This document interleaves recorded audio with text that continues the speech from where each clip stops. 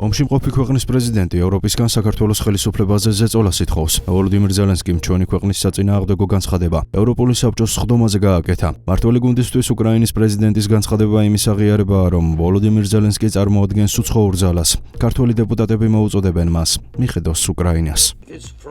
სამწუხაროდ საქართველოში რუსეთის კონტროლს დაქვემდებარებული მაფია მუშაობს, რომ ქვეყანა პუტინის გავლენის ქვეშ მოაქციოს და ის ევროპულ გზას ჩამოაშოროს. მოგიწოდებთ თქვენ მოახდინოთ ზეწოლა განსაკუთრებით ივანიშვილზე და მის მეგობრებზე, რომ არ მისცეთ მას საშუალება მიიღოს სარგებელი საქართველოს მოპარული ევროპული მომავლისგან და დაკარგული 10 წლეულების პროგრესისგან. რეალურად უმძიმეს მდგომარეობაშია უკრაინა და მტერსა რუსულები მას რაც იქ ხდება.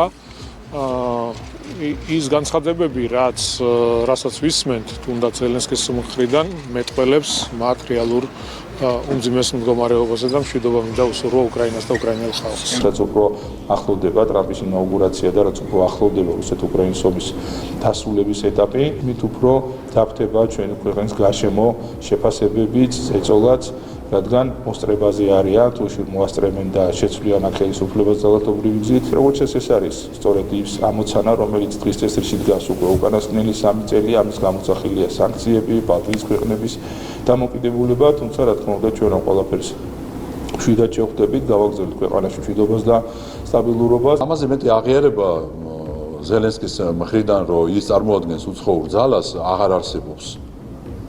ადამიანი, რომელიც არის იმ ქვეყნის პრეზიდენტი, სადაც პრაქტიკულად მესამედი არის განადგურებული და 100,000-ობით ადამიანი გარდაცვლილი და მომავალი აქვს ისეთი, რომ ვთქვათ, ეუბნებიან, რომ უნდა შეთანხმდეს რუსეთთან, იცლის საქართველოსთვის.